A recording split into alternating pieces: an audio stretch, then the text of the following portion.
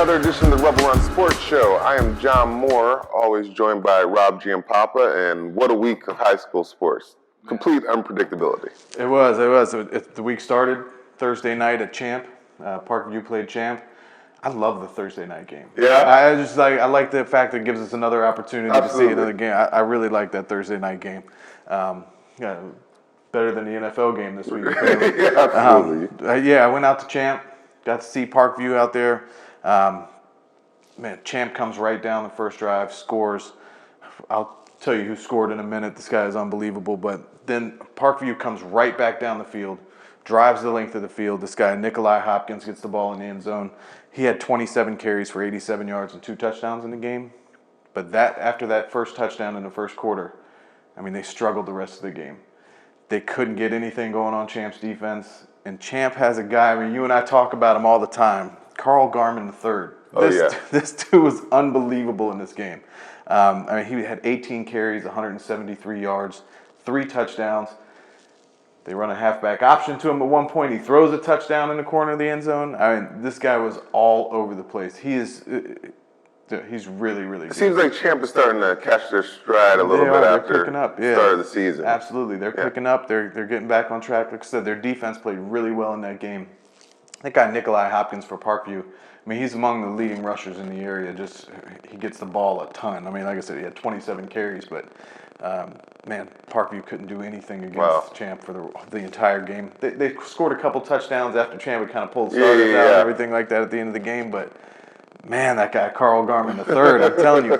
His little brother also, Josiah, a couple catches in that game for some big yards. He also had a couple of runs in that game. Okay. Champ might be in trouble if they didn't have Garmans on there. You know what I mean? They were really good the other night. Very cool. Absolutely. You were at Centerville High School on Friday? Oh, man. So Centerville High School, they're killing everybody this year. They're the juggernaut.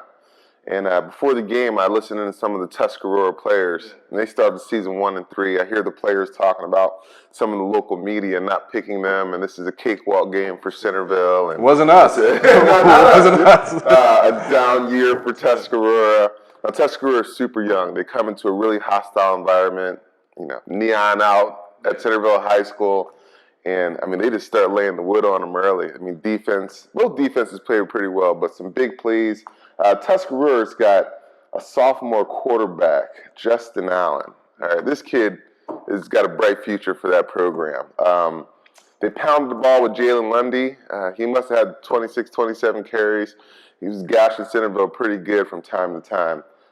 Joe Maureen, this kid's DB and a wide receiver, catches a big touchdown pass from Allen, makes a big interception at the end of the game when Centerville kind of turned things around.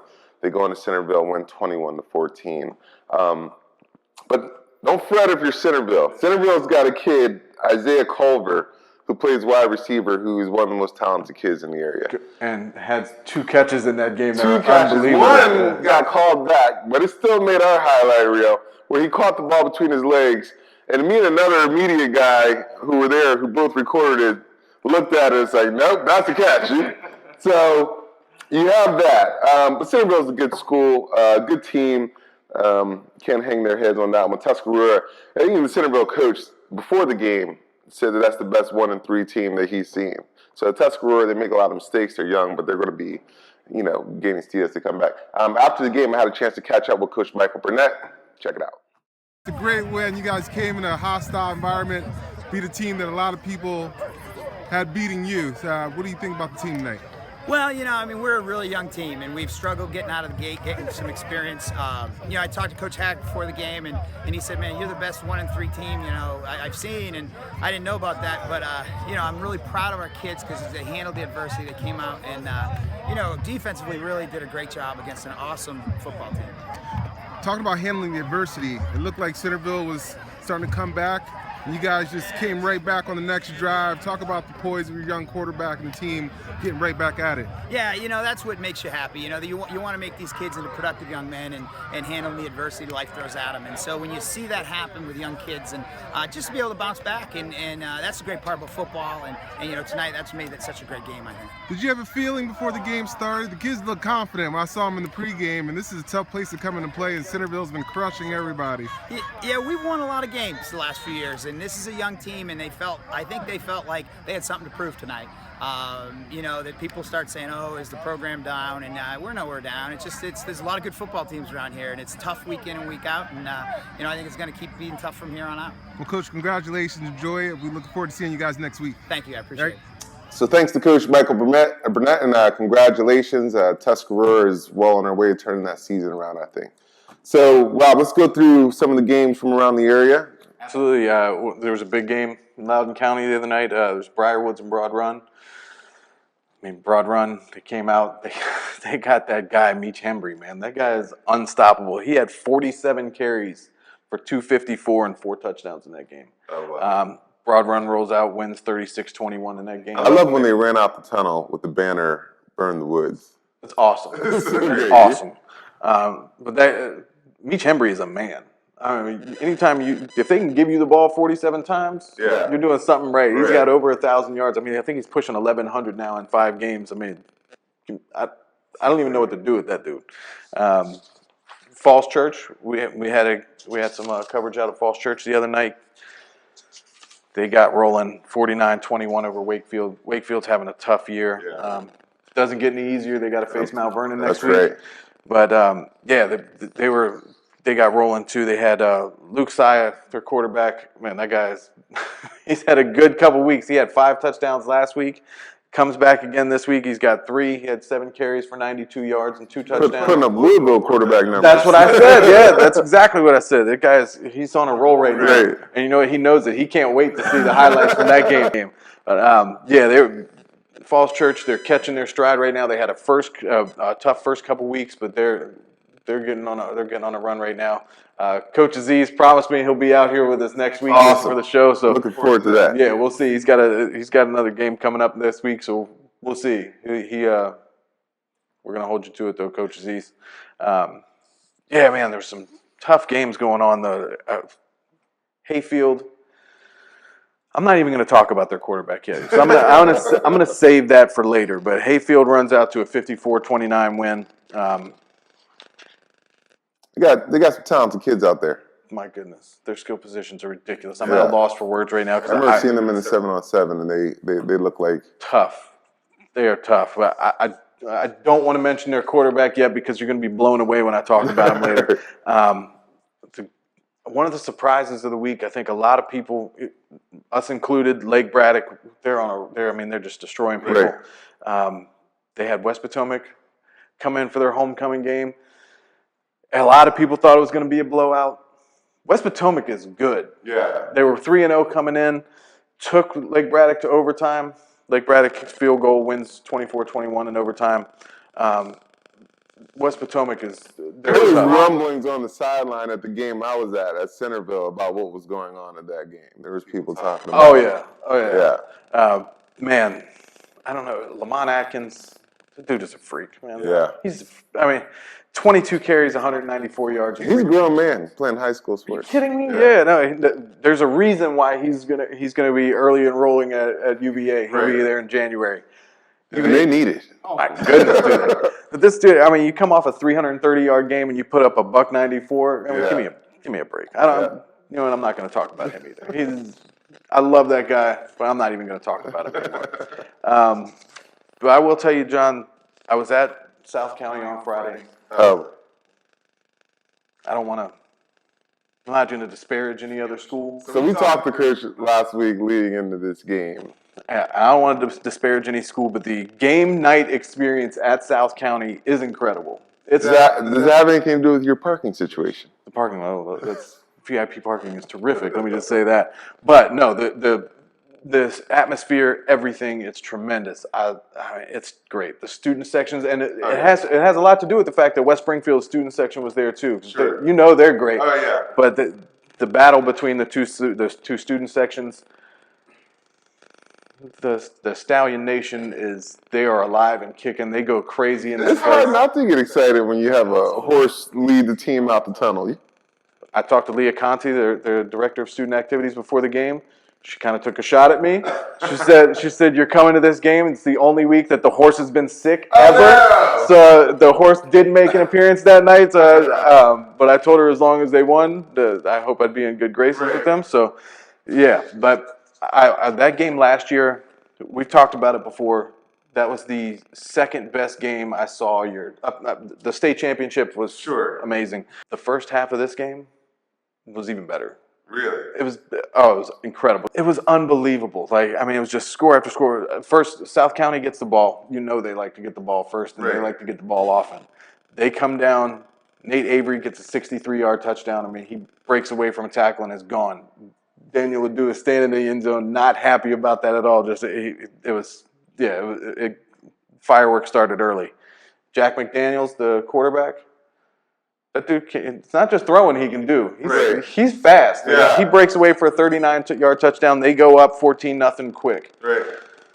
West Springfield comes back. They're running back Jenkins. We've talked to Coach Eldridge about him. That guy is shifty, man. He is. He's small and shifty. He's like a little Dexter McCluster or something. That's right. Yeah, he's shifty, but he gets on the board, comes back. It's back and forth the rest of the first half. The first half goes 39-25. It's going to be tough to talk to Coach Eldridge about the second half, but South County just dominated the second half. Yeah. Coming down, West Springfield gets the ball to start the second half. They drive the field, fumble on the goal line going into the end zone. Wow. And then Dylan Spalding, man. They throw a short pass. Oh, my goodness. Yeah. They throw a short pass to him. This dude takes it 98 yards for a score, just sets the ball in the end zone. I mean, talk about a man playing among boys. That dude is unbelievable. Yeah, he made some amazing catches when we saw them play Westfields a couple weeks ago. He had one in the end zone. He completely took me by surprise. I would have had a perfect angle on it, but it completely he wasn't even anywhere in the picture, and all of a sudden he just comes out, knocks the ball up in the air, and falls down, catches it. He's ridiculous. Yeah. He comes out with 5 catches for 171 yards and 2 touchdowns. Jack McDaniels, 16 of 19, 369, 5 touchdowns. Also has 6 carries for 82 yards and a touchdown. I mean, he's definitely one of our top performers of the week. That guy, unbelievable. Right. Unbelievable. Unfortunate for West Springfield. High hopes going into the season, and injuries has kind of derailed them on defense. Well, it is, and they played so well in that first half. I mean, like I said, it was back and forth. Daniel Ledoux, no one can cover Daniel Ledoux. He's like high school Randy Moss. It's amazing. Yeah. I mean, even South County has really, really good defensive backs. Right. They couldn't do anything with him. That first half, I mean, you ran a go route. He was going to be in the end zone catching the ball. It didn't matter. Right. Like, he can't be covered. But I think there's, Coach Eldridge has talked about his depth issues, and it showed up. They got really tired. Their offensive line in the second half could not handle South County's defensive line at all.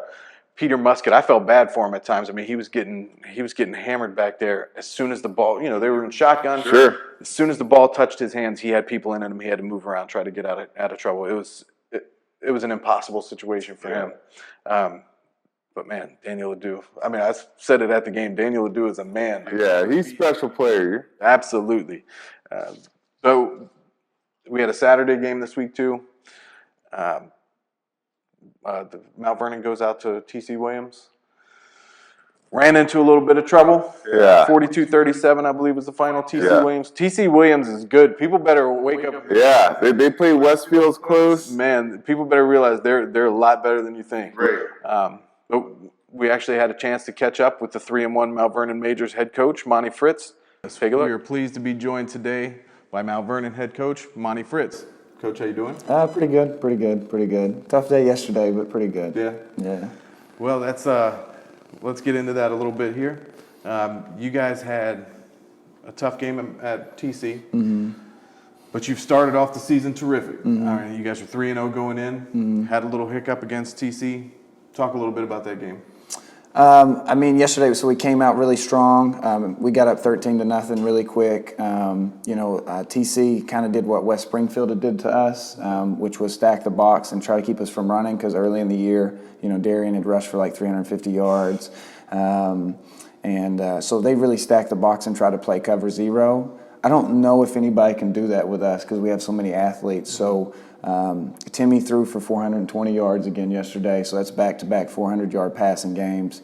But TC, hats off to their new coach. I mean, he's come in and really, I think, changed their program from what I've seen on film. They're big and strong and mean and nasty, and they really just ran the football straight at us all night.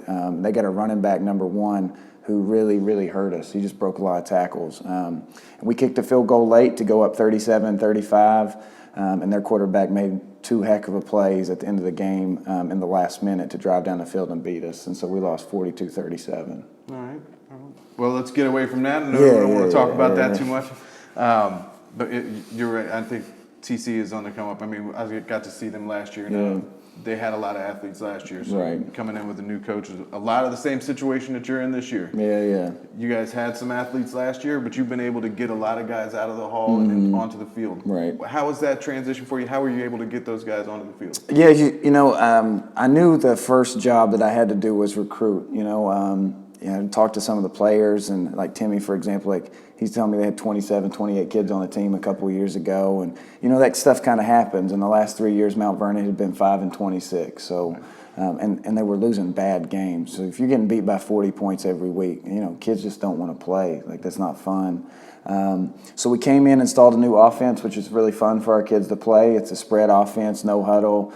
Kids love it. And so we just started recruiting. And I really just did the same thing that I saw a lot of my kids at Friendship Collegiate get recruited by. So like kid like Jalen Tabor, who's at Florida, one of the best players in the country. Like, we took recruiting letters that Alabama and Florida had sent him, and we made our own Mount Vernon recruiting letter. And so before I could get in the building, because I couldn't be in the building until August 1st because of my contract at Friendship, we just started mailing those to people's houses. I started calling kids, called their parents, DM'd them on Twitter. Like, we just, there are no recruiting restrictions on kids in your building. So I was just full out recruiting mode. And so we went from, I think last year, the last game, they had 45 kids on their varsity roster. Right now we're at about 107. And I've had to order helmets twice, so it's been a good it's a good thing and an expensive thing. So it's good for us. Great. Well, I'm sure your director of student activities doesn't mind paying out for the success that you're having. Well, let's talk a little bit about you. I mean, you say you came from Friendship. You were the offensive coordinator and the athletic director over there? Yeah. So I was offense coordinator, athletic director for 5 years. I loved every minute of it. Friendship is a great place. It's obviously, people know about it for its football, but it was a long ways from my house. And so, when the opportunity came to be a little closer to home, I was lucky to get the job at Mount Vernon, and I think Friendship was a big part of that. I think putting Friendship on your resume, I think it automatically popped, and that's why I got called in. So I loved every minute of Friendship. We had 5 Under Armour All-Americans when I was there, and I don't know how much I had to do with that, but when it comes to recruiting other high school kids, they think I did, and that's good for the program. Absolutely. Well, what was the biggest challenge for you coming into Mount Vernon this year? Mindset. By far was the biggest thing. I remember when I got hired, and I came in, met the kids, and we had a lot of kids come. The kids were great, and then some of the adults, they're walking around the building, and some of the adults were like, "Oh, you're the new football coach. Good luck." Like, it was kind of like that stuff. Right. And so, I just didn't feel like we had a lot of support outside of the locker room. And so, we had to recruit the players. We also had to recruit the teachers. We had to recruit the administration. We had to recruit the neighborhoods. So we've done a big job of getting kids out in the neighborhood and going to businesses and had businesses sponsoring us, just to try to change the mindset that we're not the same Mount Vernon. Right. Like, we're not somebody's bye week. And I feel like that's what we've been for the last 3 or 4 weeks. And even though we lost yesterday, I'm still super excited about where we are as a program, because I think everybody in the area kind of knows, we're a tough out now. Absolutely. We're not somebody that you can just show up and play on your second team playing in the second half. We're a team that is very, very explosive and plays very, very hard.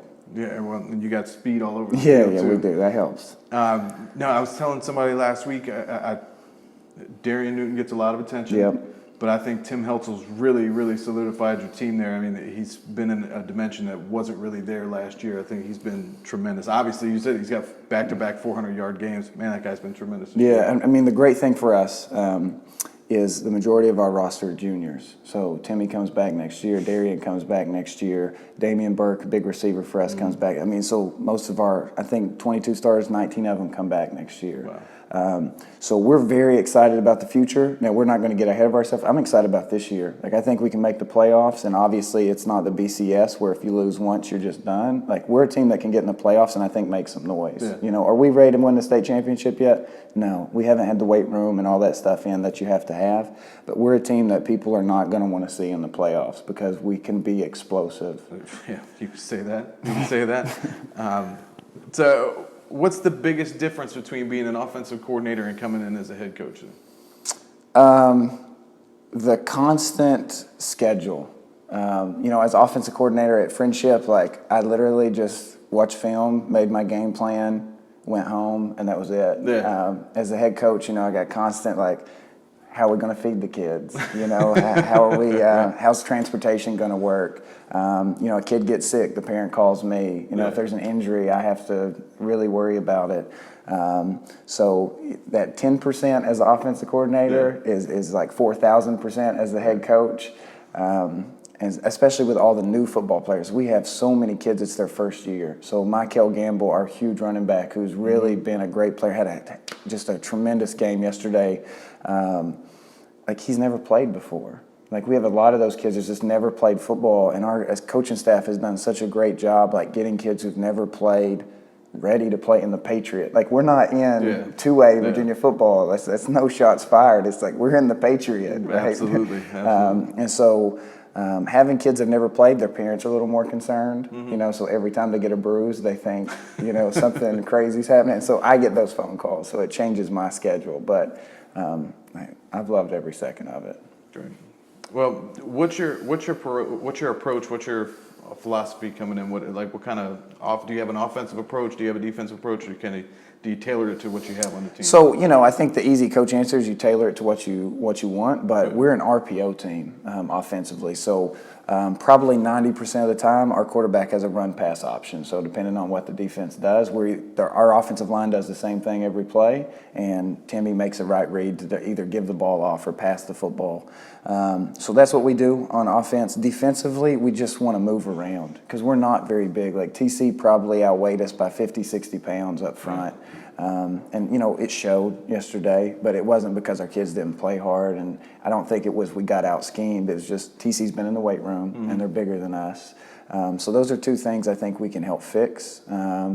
But, you know, that's going to take time. This is, you know, I keep telling everybody, this is year zero for me. Yeah. We didn't get an off season. We didn't get to do the weight room because I didn't get to start till August the 1st. So, you know, in 2 months, the things that our kids have been able to accomplish is like, I would have never guessed it because they bought in quick. They wanted to win. You know, I've never seen a more devastated group of young men yesterday than after TC won. But we have a big week this week. You know, we take each week 1 week at a time, and we have Wakefield this week who is coming off. They're 0-4 right now, but they're a team that beat Mount Vernon 45-0 last year. So, you know, I don't think we're going to be complacent with what's going on. Yeah. But it's impressive that you guys were able to install that new offense in such a short amount of time. Well, it helps when you have Timmy and Darian. Like, you know, I'm just being honest. You know, I think Timmy's a D1 quarterback, and no one just knew it, you know, because of what they did last year. But, you know, to have 200 back-to-back 400-yard games in the Patriots, both conference games, is a huge accomplishment for him. Absolutely. Well, what do you have to do to get back on track in that game against Wakefield you're talking about? I think the biggest thing, and this is our big goal, was we have to win the turnover battle. You know, for us with our size deficiencies, the biggest thing we have to do is win the turnover battle. And yesterday we lost. We had one turnover. Timmy got a pass tipped at the line of scrimmage, and the linebacker made a great play to pick it off. But we didn't force any turnovers. If we would have forced one turnover, we'd have won that game. And so I think the turnover battle is obviously a big thing. But then, you know, I'm going to earn my paycheck this week because, you know, for the first time, we're going to have to deal with kids who have been punched in the mouth. And, you know, so I expect some of the last year's tendencies to kind of come back. Like, how are we going to practice this week? How are we going to attack Monday? You know, because we don't have a big name matchup this week. You know, It's not South County. It's not Lake Braddock. It's Wakefield. So how are we going to get up and get ready for that game? So that's kind of my job as the head coach. But I think we're going to be fine. Excellent. Well, we look forward to it. Yep. Coach Monty Fritz, Mount Vernon High School. Thank you. Thank you. Thanks, Coach. Rob, there were some other great games around the league. I mean, this seemed like an upset kind of week. What else did we have? Man, it was. all those games going on. I mean, Lake Braddock, like I said, played a close one. Westfield went to Stonebridge and got rolled. I mean, they didn't score until the last couple minutes of that game. I think it was 34-12. That was the most shocking one. That was a shocker. I had a chance to see Stonebridge a couple weeks ago against Madison, and I mean they scored 15 points and lost to Madison. Did not expect that one at all. But it's just a crazy year right now. I mean, even the TC and Mount Vernon game, we didn't expect that one to go that way. It's been a crazy week. But next week we'll see what it has. It doesn't look like there's as big of games on the schedule, but you never know going into this week. Well, let's get right into our 5 for 5. Absolutely. Well, let's start off Woodson, West Potomac. I love Woodson. They're 3-1. I talk about JoJo Heisley all the time. But man, West Potomac, I'm telling you, those guys are really good. And their quarterback, Mark Ellis, that guy is a beast. I think I got to take West Potomac in that game. Well, being that I'm usually in Fairfax closer to Woodson, I will be taking Woodson, so I don't experience the backlash on Twitter of picking against. That's right. Oh, the cavalry will come at you. That's for sure. Now this didn't look like a game a couple weeks ago, but Oakton at Westfield. Oakton's coming off a big win. Westfield's coming off a big loss. I mean, man, that game's looking a lot more difficult right now. What do you got? I never pick against Westfield, so I'm not going to start now. They can't win them all, even though it seems like they do. But they lost a tough game last year. They ran the table. I think they're going to bounce back this week. I think they're still trying to find some pieces in the skill position, but I got to take Westfield over Oakton. I'm taking Oakton in the upset. They held Robinson to 145 yards rushing. That's impressive. If you can hold that team to 145 yards, I'm a believer. I'm going to take Oakton in that game. I'm going to go with them. West Springfield at Stonebridge. Stonebridge coming off the huge win at Westfield or against Westfield. West Springfield coming off a tough loss against South County. Yeah, look, I love the kids over at West Springfield. I love the coach. But it's got to be, with the expectations they had this year, I think that, there's probably a little head hanging going on in that locker room. So Stonebridge seems to be a team kind of on the rise. So I'm going to take Stonebridge this week. Yeah, and they apparently ran all over the place on Westfield. Man, that's going to be tough. Going with the do. Yeah? Going with the do. I'm always going with the do. That dude. The do will win. He will win some individual battles. My goodness, I think they will win this game. No, I'm gonna go ahead and pick West Springfield for the second week in a row. Man, he's just that guy. You can't do anything with him. Yeah. And if that offensive line gives Peter even a little bit of time, it's over. Yeah. That guy, you can't cover him. Yorktown at Madison. Yorktown, they had a guy we're going to talk about in a few minutes, receiver DJ Isaac, but Madison, they're on a roll right now. There's no way I'm picking against the Warhawks. I'm taking Madison in that game. I got to take Madison as well. I mean, you could fire me up 4 hot dogs at the BNN this week. Only 4? Only 4. All right. One diet. There you go. The game of the week has got to be Lake Braddock at Centerville. Yeah. I told you before, I am not going against Lake Braddock. Centerville is obviously coming off a rough one there against Tuscarora. Tuscarora was ready to go in that game, but I have got to go with Lake Braddock. There's no defense that can stop and contain or even hope to contain Lamont Atkins. I'm going with Lake Braddock. Yeah, I think you're right. Maybe. However, Isaiah Culver. That's my new favorite player. That guy's a freak, man. Number 3, Centerville bounces back this week. I think that maybe some of those guys came in a little overconfident against a good Tuscarora team. Centerville's coach at the beginning of the game told Tuscarora's coach that was the best 1-3 team he's seen, and then he saw him. But I think Centerville's still really good. I think Jamil Seiler, quarterback, he makes a lot of plays break down, the plays still going. So, and then, guys, Isaiah Culver. Where are you on Twitter, Isaiah Culver? Yeah, man. I'm taking Centerville. Those catches were ridiculous. They were ridiculous. I don't care if it was called back or not. That catch between the legs was I've got it unbelievable. on video. It was a catch. It's terrific. Well, there's a lot of guys in the area this week that had huge games. Yeah. Just some of our top performers this week. Madison, Jacob Chowka, the quarterback, 15 of 27, 318 yards, 2 touchdowns. In that game as well, their big receiver, Nick Conforti, 5 receptions, 146 yards, and 2 touchdowns. Yep. Meech Hembry, we talked about earlier. I mean, 47 carries, 254 yards, and 4 touchdowns. That's 47 carries. ridiculous. I mean, that is Ricky Williams. That's that's trip to incredible. the ice bath. Basically, it's good to be young. Yeah. DJ Isaac from Yorktown, 4 catches, 118 yards, and 2 touchdowns. Vashawn McCants from Dominion, 21 carries, 189 yards, 3 touchdowns. Lamont Atkins, 22 carries, $194, 3 touchdowns. His average over the last 2 weeks has got to be ridiculous. Jack McDaniel, South County, we talked about, 16 of 19, 369, 5 touchdowns, 6 carries, 89 yards, and a touchdown. That man, Dylan Spalding, 5 catches, $171, and 2 touchdowns. But John, the player of the week, without a doubt, Hayfield's Jacob Keeney. This guy was 24 of 33 for 515. 515. And 6 touchdowns.